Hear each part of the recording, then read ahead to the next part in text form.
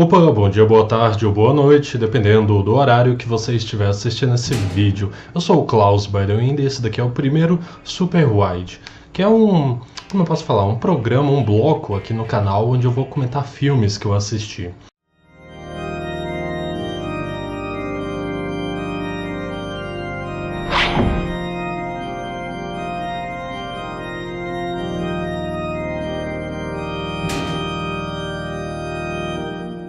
Então, primeiro de tudo, um aviso.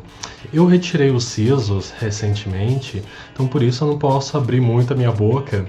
E eu tava entediado, aí eu pensei, cara, eu tô entediado, mas eu já consigo falar mais ou menos. Então bora gravar um vídeo, né? Então o vídeo vai ser mais ou menos assim, sem muita expressão por aqui, mas com bastante opinião sobre esse último filme do Guillermo del Toro, né? Que se chama A Colina Escarlate, ou Crimson Peak. Bom, temos esse ator aqui como o Thomas, temos essa atriz aqui como a Edith, que forma um casal principal do filme, né? E a irmã do Thomas, que é interpretada por essa atriz aqui. Além de um terceiro, ou de um quarto personagem, né? Que ele é mais ou menos não importante, mas ele é significativo no final, que é o Dr. Alan, que é interpretado por esse cara aqui.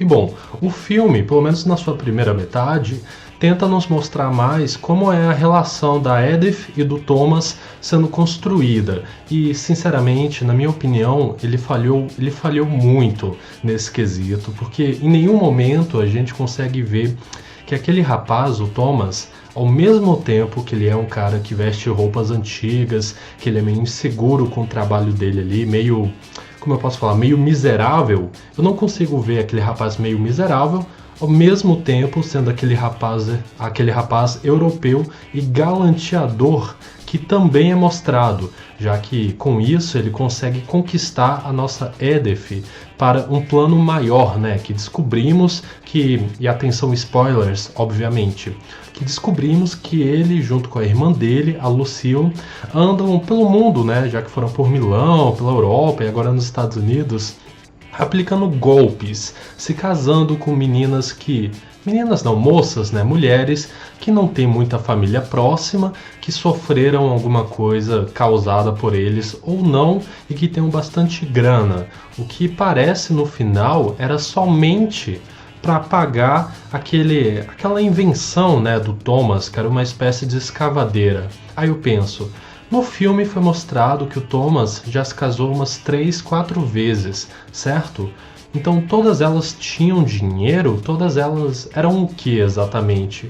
Como que ele só conseguiu o dinheiro para fazer a escavadeira lá dele, aquele projeto, quando se casou com a Edith? Ela era tão mais rica assim que as outras ou não? E uma outra coisa que me incomodou também é como tudo nesse filme é meio óbvio demais. O filme ele realmente deixa claro que o Thomas e a Lucille têm alguma trama maior acontecendo. E isso logo no início. Por exemplo, quando eles estão no parque e todo aquele diálogo entre a mariposa e a borboleta e os próprios irmãos conversando que vamos manter o plano, que sei lá o que. E isso, apesar de ser bem na cara, você acompanha o filme, porque o visual do filme é bacana e etc. Mas você vai acompanhando o filme até o final e vê que tudo que você estava imaginando realmente estava acontecendo. O casal de irmãos realmente tinha aquela relação incestuosa, né? Era tudo por dinheiro. O cara que, mesmo ele sendo galanteador, né, charmoso assim, também tinha meio que uns problemas ali. Ele meio que era controlado pela irmã, ele não queria fazer aquilo direito, mas ele queria também. E tudo isso resultando também com o quarto personagem, que é o Dr. Alan McNeil. Não lembro o sobrenome dele, é o doutor lá, oftalmologista, que em determinado ponto do filme ele até fala sobre fantasmas, dá aquela aula lá de fotos, etc. para Edith. E todo esse lance de fantasmas também. Temos a mãe da Edith, já morta, aparecendo para ela avisando: não vá para Crimson Peak. E ela vai. Temos qual é o nome? Todos aqueles outros fantasmas lá que eram as ex-mulheres e a mãe do casal de irmãos, o Thomas e a Lucille, né? Avisando ela todas as noites ali. E ela, enquanto isso, contava para todo mundo à sua volta. Quando ela foi para casa lá em Crimson Peak, ela contou para o Thomas e para a Lucille o que ela estava vendo. Mas em nenhum momento os irmãos se sentiram com medo ou ameaçados por toda essa informação que a Edith sabia. Cara, ela estava falando que via fantasmas que estavam... Qual é o nome? Eles apareciam do jeito que morreram, né? Tinha aquela com a perna quebrada, aquela que tinha a cabeça estourada, aquela que tinha a faca na cabeça. E ela, quando ela contava isso para os irmãos, eles não tinham surpresa nenhuma. Mas ao mesmo tempo parecia que eles não acreditavam que os fantasmas realmente existiam ali. Então como que a Edith poderia saber disso, cara?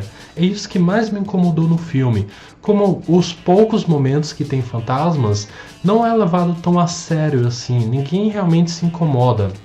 A Edith vendo a mãe dela várias vezes, ou 2 vezes, né? Vendo os outros fantasmas, conversando com a fantasma que tinha um bebê também, né?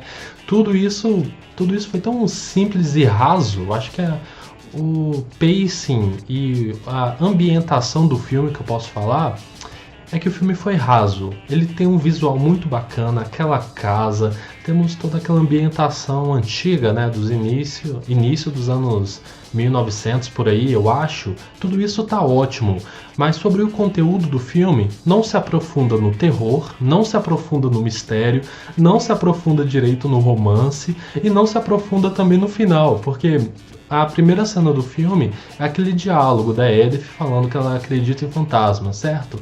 E aí, quando a gente está chegando no final do filme, a gente reconhece aquele ambiente e como a personagem tá. Então a gente sabe que ela vai sobreviver, que a Lucille não vai conseguir matá-la, certo? E então isso tudo meio que diminuiu o filme demais. Parece que os últimos trabalhos do Guillermo del Toro estão ficando com muito visual, mas com um plot tão raso, né? Por exemplo, o Pacific Rim, que foi o penúltimo filme que eu vi dele. É um filme muito bonito e bacana de se ver, mas você analisando o roteiro e tudo mais, é tudo raso também, né? Então, qual é, Guillermo del Toro? Você tem que colocar mais conteúdo nos seus filmes. Eu quero uma coisa mais o Labirinto do Fauno, ou qual é o nome daquele outro filme também? Tinha um outro filme dele muito bacana, eu não lembro, podemos dizer Hellboy, o 1 também, que tem um conteúdo bacana, que tem um tom sombrio de verdade. Porque aquela casa maravilhosa que eles construíram, cara, eles não conseguiram adaptar bem a história nela. Eu queria muito mais horror nisso. Tanto que a própria Edith fala, né, que o livro dela não era uma história de fantasmas, era uma história com fantasmas. E a gente vê isso no próprio filme aqui, mas que não é bem desenvolvido. E que no final, né, até o pós-créditos, vemos que a Edith transformou a história que ela vivenciou em um livro, né? Então, meio meh no final. É uma pena, porque eu tava realmente ansioso pelo filme. Muito, muito, muito mesmo. Expectativas lá em cima, só que eu fiquei extremamente decepcionado. E a única coisa que eu posso dizer que gostei mesmo foram daquele lance meio metalinguístico, não, metafórico dos fantasmas. Eu gostei deles serem coloridos e de como eles mostraram mais ou menos como morreram assim, e a própria tristeza que eles carregavam no final, principalmente no personagem do Thomas quando ele morreu. Quando ele estava ali olhando já em forma de fantasma, cara, aquela cena foi muito triste. E a irmã presa naquela casa também, porque ela queria manter a casa, ela queria manter o nome Sharper, né, e tudo isso. E isso eu acho que foi a única coisa bacana mesmo do filme, na minha opinião. Então, deixa eu ver. De 0 a 10, para esse filme, Crimson Peak, a Colina Escarlate, eu vou dar 5. Porque não foi super bom, mas não foi tão ruim assim, e eu não quero dar uma nota mais baixa que isso, porque apesar de tudo, eu achei bacana. bacana o filme, visual bacana, etc, mas não foi nem mais nem menos. Então é nota 5.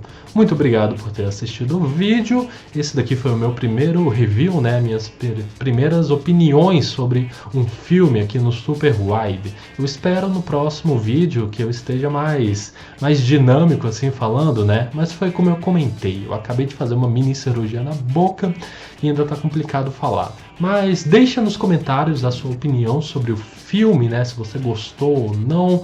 E é isso. Obrigado por ter assistido até agora. Eu sou o Klaus by the Wind e tchau.